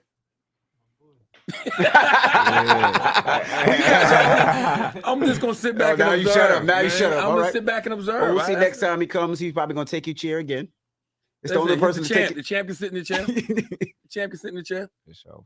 Well, I appreciate you for coming and joining us. Appreciate you so much. I still offered you. I ain't got $30 million, but if you take a little extra, you just want to man. Why would he punch somebody for free at this point? Check one time. No sense at this one point. time. It just might be gratification. One time, He's the champ. He's the guy. Like, we know this already. Well, ladies and gentlemen, it's Terence Crawford.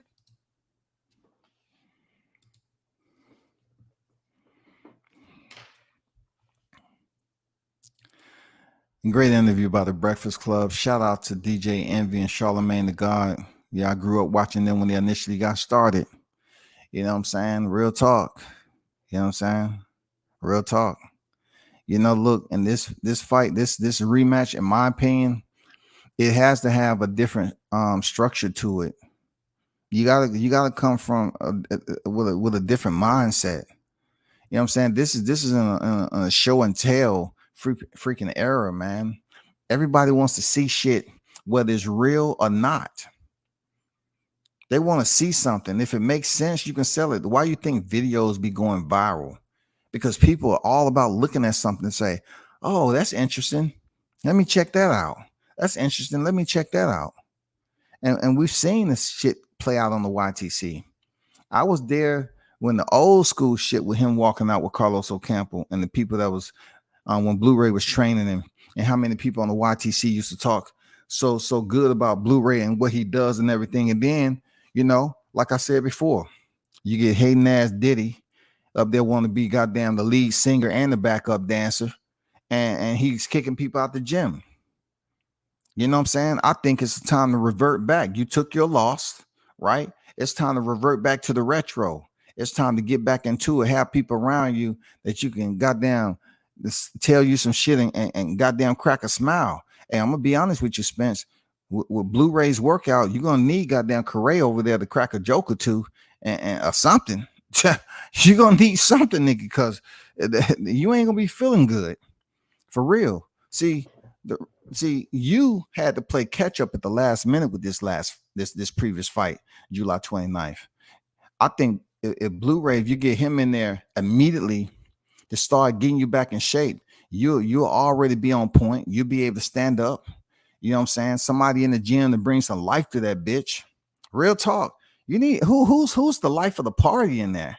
Bernie, the boxer, you know, he come in there and talk his smack, man. You know what I'm saying? He can pep the air up in that motherfucker. You know what I'm saying? He can fill up the room. But it just seems like in the furniture store, man, you was talking to rocking chairs and couches. You know what I'm saying? You didn't have nothing you can laugh about. You was on the floor looking at lint move on that. That's another piece of lint. I don't see that piece of lint gonna beat that other. Okay. All right, cool. I mean, you was looking at shit that really doesn't interest you, only because you was so bored. And you know what I'm saying? You was like, huh? You need to get Blu-ray back on there, bro. Dude, look, dude. Spence don't have to listen to me. I'm just saying, I'm trying to see a more competitive fight.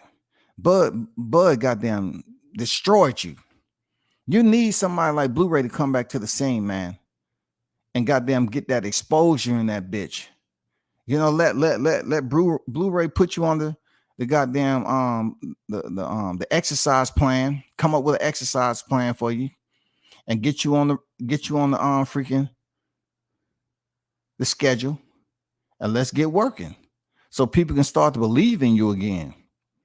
You know what I'm saying? Over here, Team Crawford, we still gonna say you're gonna get that ass beat, but at least you can be competitive. You know what I'm saying? You can come in there looking stronger if you can just commit yourself to the rigors of you know what Blu-ray has in store for you.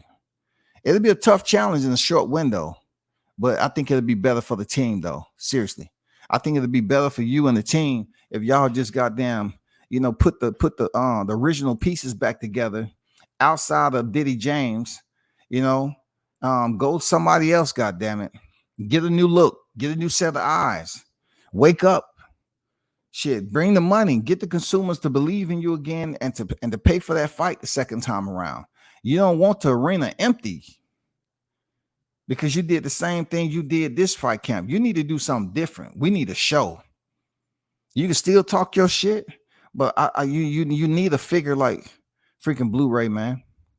Dude is extremely freaking fitness orientated. He does. I mean, you rarely get, you know, fitness guys, strength and condition that will do the exercises, which I think you need him back in the camp so the YTC can find something else to fucking talk about. You know what I'm saying? They talk about Bud Crawford too much and don't even understand they can't change shit he's already accomplished. But at least with Blu-ray, you can talk about, oh man, Blu-ray going in here, he's giving this exercise, Spence looking good. At least you can talk about shit that's actually materializing. You talking shit about Crawford and what he did in the past and all that, that's not gonna materialize into nothing. That's over. That's done. We sitting back laughing at y'all dumbass. We're laughing. We're laughing. Real talk. Outlaw Pugils on deck. Christopher White on deck. Evers Way. What's good? Toby Bartlett on deck. What's good with it, Toby? Salute WCS in the chat. We're global, baby. We're global. Late on deck, but we still got fish to fry. And yes, sir. ... We still cooking. Shout out to Across the Pond, man. You know what it is. DS111 on deck. What's good with it? Wow. You know the vibes, the Bud Crawford show. Yes, sir. Big Blunts and Boxing in the building. Bud laying down the foundation for the future negotiations. Canelo wants to chase greatness. He'll definitely want to fight Bud, I believe. That'll be great. But did y'all hear that he's talking about he may fight the 45? Come on, man. Are you serious? You gonna give us that much time to see you knocking heads off? You know what I'm saying? Outlaw Puget said, totally agree. Blu-ray and ILTV need the ASAP. We just need some life in the camp. Blu-ray is gonna bring that life. You know what I'm saying? I'm talking about as far as the exercise, so people won't think that Errol Spence is broken, even though he is. Goddamn, Bud Crawford broke his ass up. Goddamn it, as Shaw News would say, he got broke up. But you know, when it comes down to the money aspect, the business of boxing, you need to insert some other people in the camp because Derek ain't it, bro. You need to convince the people that you know you got a resurgence about you. You know what I'm saying? You're stronger than you was before, and you won't be struggling. You know, we're talking about 154, right? So even your fans, they get Blu-ray. It'll cause their lame ass to freaking refocus on something else to have confidence in themselves too, because they pretty much up here still waddling and bathing in snot bubbles. You know what I'm saying? Crying every freaking day. You know what I'm saying? Not being able to go to sleep at night. Blu-ray would give them something else to think about. And then not only that, when Correa come into the picture, you know, he can talk his shit and he enjoyed pissing them motherfuckers off. Even the Errol Spence fans have something to latch on to, because you know Correa is going to roast the Crawford fans, you know, and the Errol Spence fans that then goddamn support his ass after he took his first loss. You know what I'm saying? They need that shit as a combination to wake up the people that's disappointed and soaking in misery, y'all.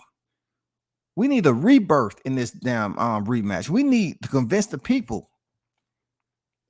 Look, Team Crawford, we're all about philanthropy.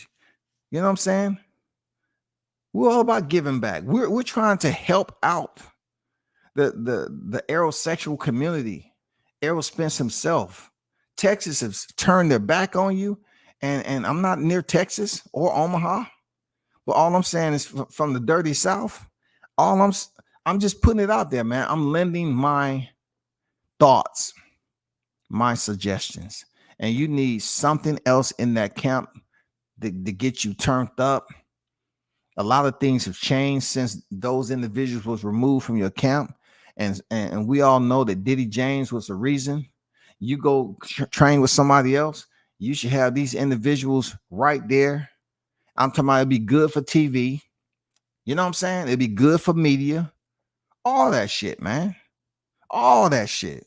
I'm being real. That's where we at right now. This is your last ditch hope to go ahead and be competitive and gain back that respect of people in Texas, your freaking compeers, all that. Going to Spain ain't gonna goddamn get rid of it, bro. You gotta go back to the retro. You gotta rehire some old school faces, dog, to get you turned up. Not all this Hollywood bullshit that was going on, people hanging out in your gym that really ain't fucking with you for, you know, I mean, come on, bro. No, we need something else, bro. I'm just trying to lend my advice and helping hand. Serious. But shout out to the hottest chat in the MFing game. You know what I'm saying? On deck this Thursday. You know what it is always. He's still smarting from the first beating, and he's expecting to make a big change and learn new stuff. Yeah, man, I just hope if he's talking about disappearing, it's disappearing with somebody that he feels comfortable with. You know what I'm saying? that he's gonna be able to learn. I don't look. I'm all about getting on here talking about Crawford fighting Jermell Charlo. But what's better than one ass whooping than two? You know what I'm saying? Come on now. You want to give me more content to talk about? I got people that I never wronged them personally. But since I was talking so much shit about Crawford, yo, I think they hate me. Seriously. I never wronged them personally at all. But I talk so much shit, man. I was talking about Crawford, I was talking about Spence, and they hate me, dog. The way these people talk to you, they mad because the results was too easy. The results was too freaking easy, dog. Too easy. I'm talking about E and the letter Z. Easy. It was too easy, man. They don't want to accept the fact, bro. And I know I can be redundant. I can, and it's purposely done in this particular scenario. Absolutely. I'm going to be redundant. You know what I'm saying? Sound the motherfucking drums. Shit. I'm going to be redundant as much as I want to. But I put the suggestion out there, whether Spence trusted or not. You have to build up confidence of the consumers to return back to see you fight. So it won't be a thrashing like it was. And you need new faces around you, bro. You need who they think, you know what I'm saying? You got to go against the grain on this, Spence. You really do. You need a Correa in your shit, bro. So he can go back to being just absolutely Team Spence and talking this shit that Crawford ain't gonna be able to. It's only one person can get that done, bro. You know what I'm saying? And then it's only one person that can get you in shape. And you know, like the word, you know, that he loves bragging about the freaking knockout streak he had on. That's Blu-ray, man. Why y'all icing this brother out? Why you icing him out? Motherfuckers strong as shit, in shape, know his shit. Get him on the motherfucking phone. Cause we need this shit to go over social media the right way. Like we need for you to, you know, to turn up, because that ass whooping you took, man. People, it's too many people out here feeling sorry for you.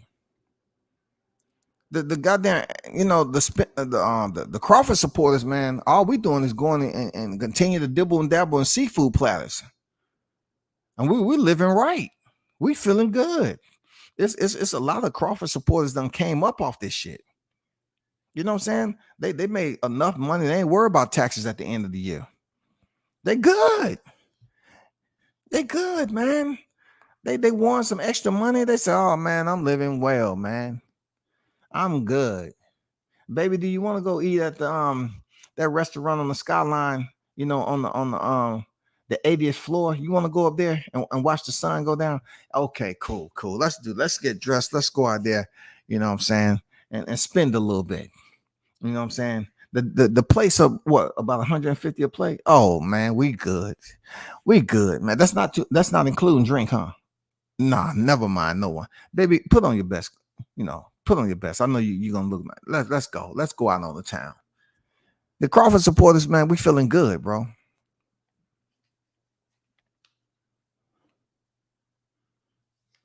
That's all I'm saying. We feeling good. Seriously. But hey, people, we shall return. You know what I'm saying? Yeah, the shock and awe, man. You already know the shock and awe, bro. The shock and awe never stops. I had a friend, Rip, who boxed for the Navy. He lost to the same guy twice, and it was his only 2 losses. Okay. Yeah, I mean, I'm speaking more so from a standpoint of, you know, massaging the people, the consumers, to get back into the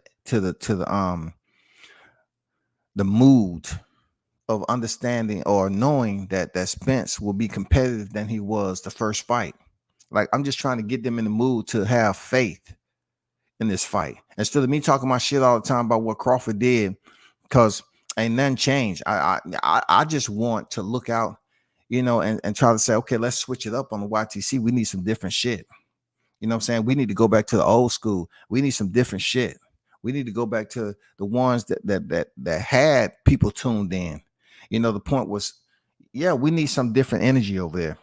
You got to, because that Crawford, that team Crawford, god damn, it's difficult to come up when you got a whole freaking faculty, a whole staff over that motherfucker. This goddamn coming up with ideas and looking at film. Dude, they are well tuned. You know what I'm saying? They are operating on all cylinders, bro. While y'all over there goddamn riding a moped through the motherfucking furniture store. Like y'all in Walmart, yeah. It's no more electric scooters. Do you know where they're at? Yeah, we have one of the parking lot attendants going out there to search for them. They're probably in the parking lot somewhere. Did you check the parking lot when you pulled up? No, I came right in the store. That's why I'm asking you. Oh, we'll get you a cart real quick. Please hurry up. My face is hurting. Please. They need a cart. They need a freaking a scooter, man. They need something to sit down there and goddamn so they can be in control and ride around there while they try to figure it out, man. Try to come up with ideas for this damn rematch. Your performance has to be better than the first one there, Spence. And then, you know, speaking on Bud beats Easy Route Spence, Travion said, he mentions that Crawford didn't even get a chance to even show, you know, another toolbox that he had, another level. And that's what I mentioned previously. Like Spence didn't even get him to a point where he had to pull out and go to plan B and pull out some stuff we ain't seen. We still in the dark about what more can Crawford do that make us say, oh shit, oh wow, damn. You know, he made us say that off basic fundamentals, perfect timing. You know what I'm saying? Remediated. You could tell he remediated that jab. They were saying that Spence had the perfect jab, but Crawford had that freaking poignant jab, man. You can tell they remediated that shit over and over and over again. When he threw it, it was lined up nice, very accurate. Spence gonna have to go to a whole nother level, bro, because you're not fucking with that man, bro. You're not fucking with him. You got to change up your camp. You got to get some new faces in there. You need somebody in there to talk that shit, keep you hyped up. Period. You need to goddamn get out that mud hole. You know what I'm saying? You need to get out the closet rather. You know what I'm saying? You need to get out the closet space. You know what I'm saying? The overflow warehouse. You need to get out, man. You know what I'm saying? Where's Derrick James? Has anybody seen Derrick James since the fight over with? Has we seen him on a FaceTime to see how his fighter's doing after that fight? Or it's just business to him, and once the fight is over, he disappears? I don't know.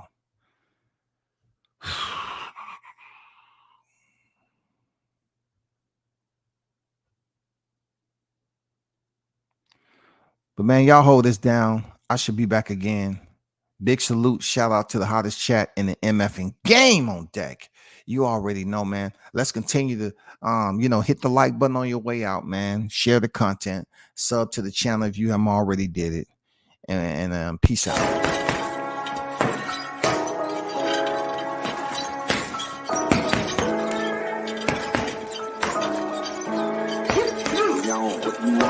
Left jab, uppercut, leave you laid out on the floor. Try to duck and roll, hit and miss. Now you counting stars. Should've practiced more. Should've hit the mask, get out there more. Claim that you're the best. You gotta show me, son. Actions over words, baby boy. Is you real or what? Talking way too much, world come. Back sports, talking way too much, world come. Back sports, talking way too much, world come. Back sports.